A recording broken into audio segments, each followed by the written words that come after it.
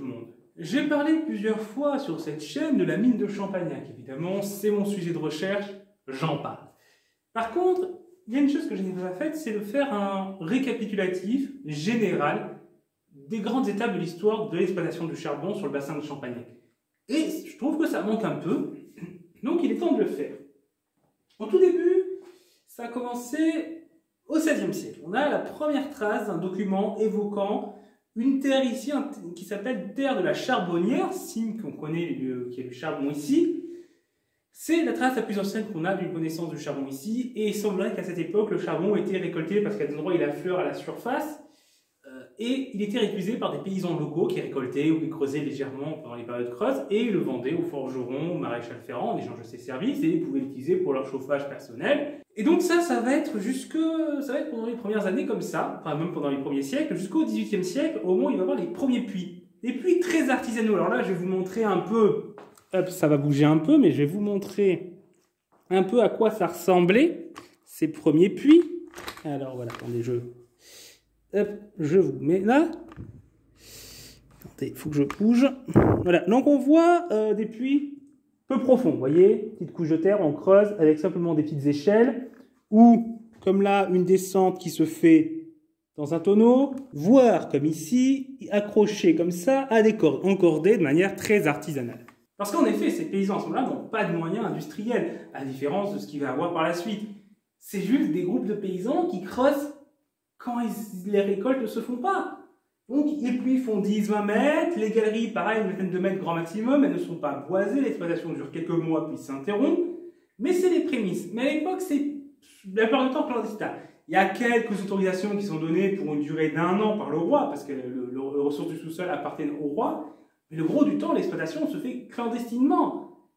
Et ça va changer en 1836. Donc, entre 1836 et 1842, il y a des concessions royales qui sont demandées. Enfin, dans les années 1830, des industriels, notamment la famille Mignot, demandent des concessions royales de manière durable pour pouvoir exploiter le charbon dans la région. Et il va falloir attendre 1836 pour que la première soit donnée. Et en fait, entre 1836 et 1842, elles sont 5 à être données. Là, vous pouvez voir, alors, malheureusement, je ne vais pas trop vous mettre de plus près parce que c'est dans un escalier. Et donc, pour installer mon trépied pour filmer, c'est pas pratique. Mais je vous mettrai une photo pour que vous puissiez voir le document mieux, mais du coup c'est une copie d'une des concessions royales, l'une de 1841, qui a été donnée avec description du terrain, parce qu'il faut bien savoir à quoi correspond le terrain, donc il faut l'écrire de manière précise, et les règles à respecter.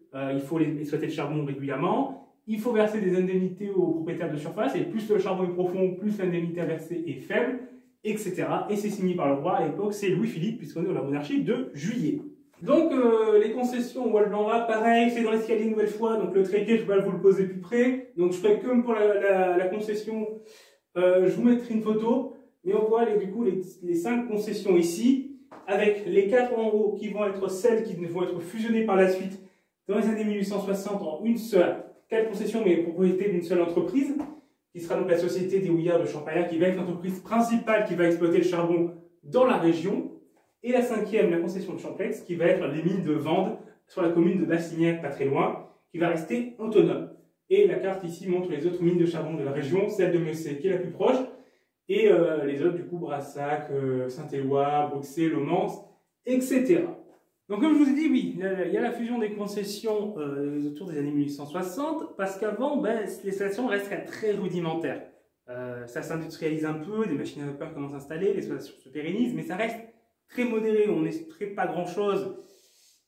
Et la fusion des concessions va permettre de mettre un peu plus de moyens pour moderniser la mine, elle va commencer à se développer un peu plus, mais encore très modérément. Ce qui va vraiment être l'étape décisive, c'est 1882, l'arrivée de la gare à Champagnac. La gare va permettre d'exporter le charbon beaucoup plus loin. Avant, on le vendait par la Dordogne, en gabarre, mais ça ne permettait pas de transporter de grandes quantités, et dès qu'on s'éloignait après du cours de la rivière, on était vite limité. Avec le train, maintenant, ça va pouvoir se vendre partout. Ça va pouvoir se vendre jusqu'à Paris, ça va pouvoir se vendre dans la région, ça va pouvoir se vendre à plein d'endroits. Et d'ailleurs, c'était un enjeu aussi d'envoyer le charbon de Champagnac le plus loin possible pour alimenter notamment l'ouest du pays qui était en manque de charbon et qui devait s'approvisionner auprès du charbon anglais à une époque où l'alliance franco-anglaise n'était pas encore faite. Donc c'était un enjeu, mais j'en ai parlé dans cette vidéo que je vous invite à aller voir. Donc en fait, à ce moment-là, on va passer de quelques milliers de tonnes de production par an à plusieurs dizaines de milliers de tonnes, et rapidement, on va dépasser les 100 000 tonnes de production par an en net, et avec une apogée à 140 000 tonnes à peu près au moment de la Première Guerre mondiale, lorsqu'il faut produire beaucoup de charbon pour compenser le manque de production des mines du Nord, le manque de charbon à travers le pays. Donc là, c'est la période d'apogée de la mine. On va dire qu'autour de 1910, la mine a atteint son développement maximum, et ça va être durant toute l'entre-deux-guerres, avec une mine qui va rester quand même assez peu se moderniser comparé à d'autres mines qui, notamment dans les années 1930, se modernisent dans le pays, notamment dans le Nord et en Lorraine. La mine de Champagnac va moins se moderniser, même s'il va avoir les marteaux-piqueurs qui arrivent en 1920.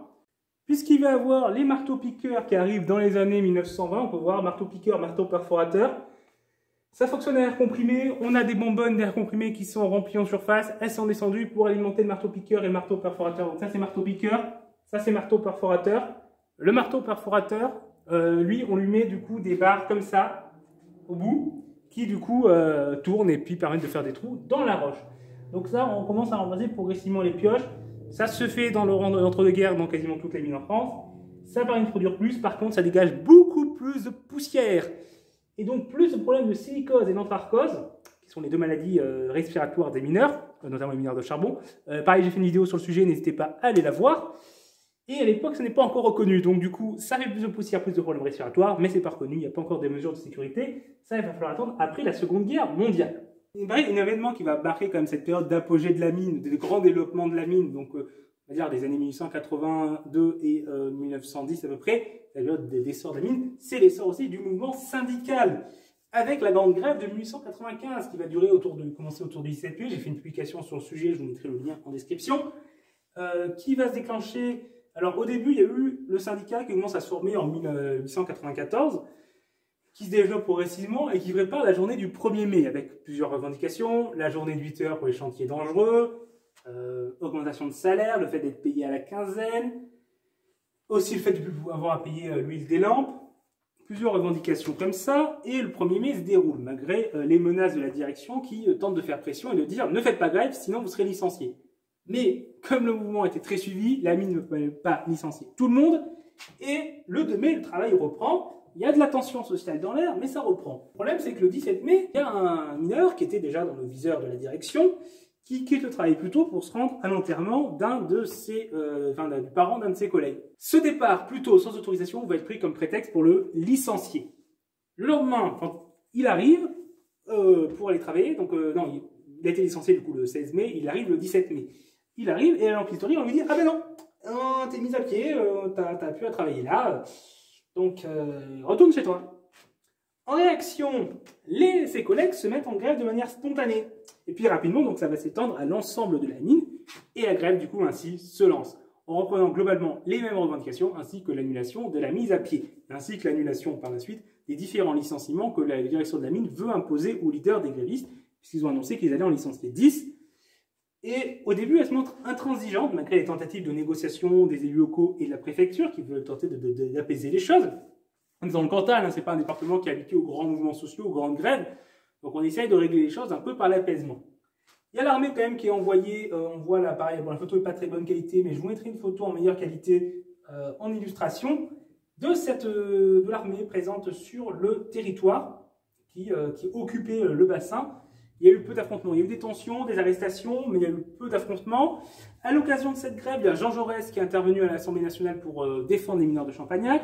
Il a envoyé un correspondant de La Dépêche, qui était son journal à l'époque, avant qu'il fonde l'Humanité, qui a été sur place, qui a aussi été à un moment arrêté, mis en garde à vue. Ce qui d'ailleurs a aussi, le fait de mettre en garde à vue un journaliste, ça a fait que la plupart des organes de presse ont pris plutôt position en faveur des mineurs, ce qui n'était pas forcément le cas au début. La presse républicaine était plutôt hostile à la base aux revendications des mineurs. Mais entre ça et l'intransigeance de la direction de la mine, ça va un peu les faire prendre position. Mais finalement, donc, autour de mi-août, les grévistes commencent à être à bout, mais la direction de la mine a un problème, c'est qu'en septembre, il faut renégocier des contrats de vente de charbon, et elle craint que si la grève se poursuit alors que les négociations sont en cours, qu'elle perde ces contrats, donc il faut qu'elle négocie. Donc elle va lâcher en partie sur les revendications de salaire, la journée de 8 heures dans les chantiers dangereux, et elle va accepter de ramener à 5 le nombre de mineurs qui vont être licenciés au lieu de 10. Et donc la grève prend fin mi-août et le travail reprend. Par contre, dans les mois suivants, la direction de la mine va profiter pour s'attaquer aux leaders de la grève, décapiter le syndicat, et il va falloir attendre après l'après-première guerre mondiale pour qu'il y ait des grèves qui reprennent ici à Champagnac, dans une période d'agitation sociale assez forte. Il va y avoir également des grèves en 1923, durant lesquelles il y a Tomasz Olszanski, leader des Polonais communistes à l'époque en France, qui va venir. Grève en 1929 aussi, durant laquelle Alfred Basset, qui était alors maire, conseiller général et médecin de la mine, va soutenir les mineurs. Il sera une figure politique très importante localement. Mais c'est vrai que ça n'a pas été une des mines où les mouvements sociaux étaient plus importants. Et après la Seconde Guerre mondiale, la situation financière difficile de la mine va un peu rendre réticents les mineurs ici à se mettre en grève. Certes, ils vont prendre part aux grèves de 1948, mais pas de manière très intensive. Et par la suite, plusieurs fois, il y aura soit pas du tout de participation aux mouvements de grève nationaux, soit des participations à petite échelle. Pareil, il y a également durant cette période l'arrivée des Polonais. Ils seront plus d'une centaine à travailler au fond. Ils seront pas mal nombreux. Il y aura aussi quelques familles de Polonais qui vont s'installer, enfin pas mal de familles de Polonais qui vont s'installer, et quelques autres membres de famille du coup qui vont aussi pouvoir travailler en surface. Mais du coup, beaucoup de Polonais. Ça, c'est dans le cadre de l'accord franco-polonais de 1919, après la Première Guerre mondiale. Mais pareil, encore une fois, j'ai fait une vidéo sur le sujet, sur les mineurs polonais en France et sur les Polonais à Champagnac. Donc vous aurez les deux vidéos que je vous invite à aller voir. À la différence d'autres mines du pays, comme la mine se modernise moins et qu'en plus les Polonais vont mieux s'intégrer ici parce qu'ils ne seront pas assez nombreux pour former des communautés à part, ils vont être moins expulsés, ils vont être plus nombreux à rester, alors qu'au niveau national, leur maximum est atteint en 1931. Ici, c'est lors du recensement en 1936 qu'on a le plus de Polonais ici. Donc on voit que ça ne diminue pas, au contraire, ça continue d'augmenter. Arrive ensuite la Seconde Guerre mondiale. C'est pas la période que j'ai le plus étudié l'histoire de la mine ici, et c'est pas une période sur laquelle j'ai ici, au musée de la mine, beaucoup de sources. Il y en a plus aux archives départementales d'Aurillac, mais comme elles sont à plus d'une heure de route, quand j'y vais, c'est surtout pour travailler sur les choses sur mon mémoire, et pas sur d'autres points qui ne sont pas dans le cadre de mon mémoire actuellement. Donc j'ai moins travaillé dessus. Cependant, je sais que l'attitude de Paul Riban, qui était le gendre d'Edmond Pochat, ancien qui était donc l'industriel qui s'était installé à la mine dans les années 1880, qui a aussi beaucoup contribué au développement de l'industrie ici. Et c'était le directeur depuis une vingtaine d'années. Et il va avoir une attitude, semble-t-il, ambiguë avec l'occupant, mais j'ai peu de sources qui détaillent son attitude, mais ça c'est quelque chose de fréquent chez les directeurs de mine. Il y a également eu des mouvements de résistance ici, il y a eu des sabotages au niveau des puits qui ont fait des dégâts et qui ont du coup permis d'éviter d'envoyer une partie du charbon en Allemagne, parce que les mines de charbon françaises étaient réquisitionnées, enfin charbon français était réquisitionné pour aller partir en Allemagne pour alimenter l'industrie de guerre allemande. Donc les mineurs en France cherchaient à diminuer cette production, à diminuer le charbon qui partait. Ici, il y a eu des sabotages, notamment au niveau de l'année 1944. Après la guerre, la mine est nationalisée en 1946 pour la société des houillards de Champagnac. La deuxième mine, la mine de Champlette, elle ne sera pas nationalisée parce qu'elle est beaucoup moins importante et qu'il y a eu quelques petites mines comme ça qui n'ont pas été nationalisées parce que voilà, elles n'avaient pas assez d'importance pour que ça en vaille le coup. Rapidement, il va y avoir des difficultés. Comme je l'ai dit, la mine, c'était pas assez modernisé. Et on voit dans plusieurs rapports, dès 1946, 1947, 1948, 1949, cette période-là, des rapports qui indiquent que la mine n'est pas assez modernisée. Elle est trop étendue, pas assez concentrée, les machines d'aération sont mauvaises, les chaufferies sont vétustes, le lavoir est insuffisant, la centrale électrique, on la ferme. Il y a plein de choses qui ne vont pas au niveau de l'équipement, de son fonctionnement, qui restent trop archaïques, pas assez mécanisées. Bref, ça aide pas. En plus, on est confronté au problème que ici les gisements sont peu importants et irréguliers à cause des mouvements de terrain puisqu'on est en montagne, ce qui fait que rapidement ça s'interrompt à un endroit, donc il faut aller chercher d'autres gisements. Et donc en 1949, on dit qu'il faut payer cher pour chercher d'autres gisements, et quelques années plus tard, en 1955, c'est à nouveau le même problème. C'est quelque chose qui revient avec de manière récurrente, ça vient aussi rajouter du coût. En plus, le charbon n'est pas forcément de très bonne qualité. Donc la mine est en déficit et en plus elle a du mal à avoir des clients parce qu'il y a peu d'industrie ici et qu'on est assez enclavé et que le train, qui était donc le principal moyen d'exporter le charbon, est en partie interrompu avec la mise en eau du barrage de Bord-les-Orgues en 1951. Barrage sur tête que je vous ferai une vidéo sur ce barrage un jour, mais peut-être en collab avec quelqu'un. Je verrai, mais ça pourrait être une idée que j'ai, mais parce que je connais quelqu'un qui a travaillé comme guide là-bas. Bref, ne partons pas dans des digressions. Donc tout ça fait que la mine est en déficit de manière assez importante. Donc ça, j'en ai parlé sur les raisons de la fermeture de la mine de Champagnac dans cette vidéo aussi. Mais On va commencer à réduire le personnel dans les années 50. On était à 850 au moment de la libération. En 1955, on est plutôt autour des 500. Et en 1958, on est plutôt autour des 300 et quelques personnels. Lorsque la décision de fermeture est annoncée, en mars 1958, on annonce la fermeture. Au début, elle devait avoir lieu plutôt début 1960. Finalement, elle est annoncée pour le premier semestre 1959. Et elle va survenir finalement le 15 juillet 1959.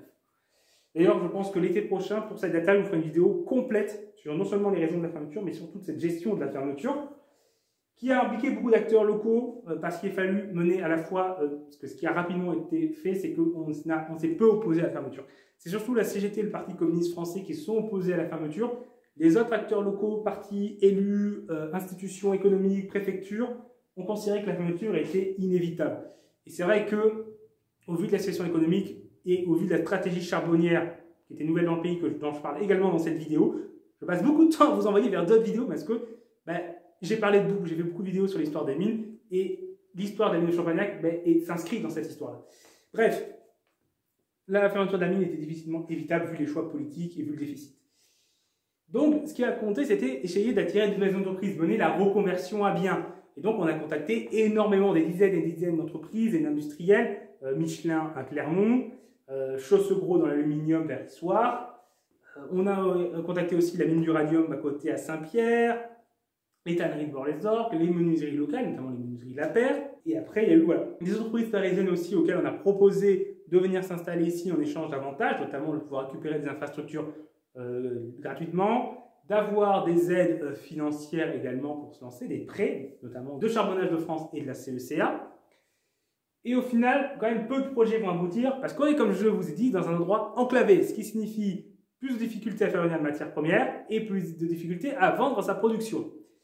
Cependant, on va avoir Chaussegros qui va s'installer pour lancer une entreprise d'aluminium, au début associé à Bernard Sérac, qui était secrétaire général des Houillards d'Auvergne, qui quitte sa fonction pour se lancer lui-même dans l'industrie localement.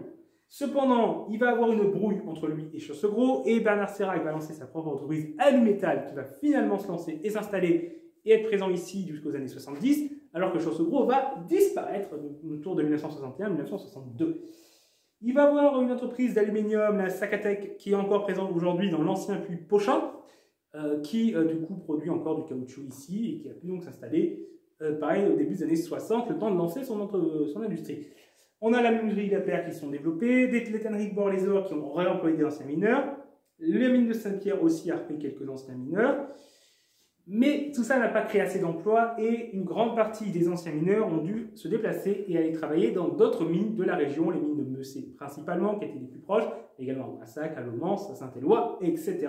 Certains sont même allés plus loin, notamment s'ils avaient de la famille près d'une région minière. Tant qu'à faire, ils allaient voir pour se faire muter là-bas plutôt que d'aller dans un endroit peut-être plus proche, mais où ils connaissaient personne. Même si la majorité des gens avaient quand même la volonté de rester près du pays. Et c'est ainsi que cette installation minière va prendre fin. Un siècle d'histoire minière, des millions de tonnes de charbon extraits, sortis du sol, avec des catastrophes, des périodes particulières. Il y a eu la catastrophe de 1902. Il y a eu notamment en 1902 le pire coup de grésoux, la catastrophe la plus meurtrière qu'on a eue ici, le 15 décembre 1902. Pareil, peut-être que pour le 15 décembre, je ferai une vidéo, une publication sur ce sujet-là. Mais du coup, il y aura 8 morts, 7 morts sur le coup et un des blessés qui ne survivra pas à ses blessures. Il y a eu aussi en 1906 un coup de grésoux qui a fait 6 morts.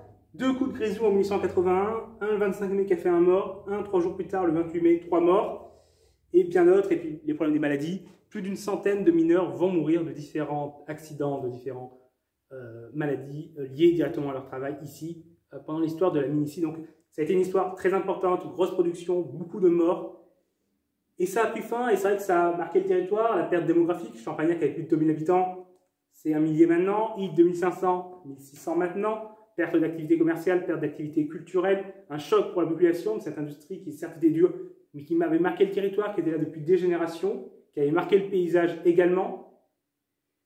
Mais voilà, ça a pris fin, mais comme de toute façon, en plein endroit, le charbon. Mais c'est vrai que ça a été une des premières mines à fermer à une époque où, en plus, une époque où on n'avait pas la volonté de préserver le patrimoine industriel. Et donc ça, par contre, ça a fait qu'on a perdu beaucoup de patrimoine. Beaucoup de choses ont été démolies, les bâtiments industriels, la plupart des puits, il reste peu de choses que ce qui était encore utilisé. Il restait le puits de Pochin parce qu'il y a la Sacatec, le puits Madeleine parce qu'il est habité, une lampisterie parce qu'elle a été habitée, une partie du four à coke parce qu'il a été repris par la mairie d'Ydes. Mais sinon, les logements, parce qu'ils étaient habités. Et c'est à peu près tout, et une grande partie de ce patrimoine industriel ainsi est partie en fumée. Donc c'est terminé pour cette vidéo, j'espère qu'elle vous a intéressé. Si c'est le cas, n'hésitez pas à la partager, à l'aimer, à mettre un pouce bleu. Et n'oubliez pas également de vous abonner pour ne pas rater nos prochaines vidéos. Au revoir tout le monde.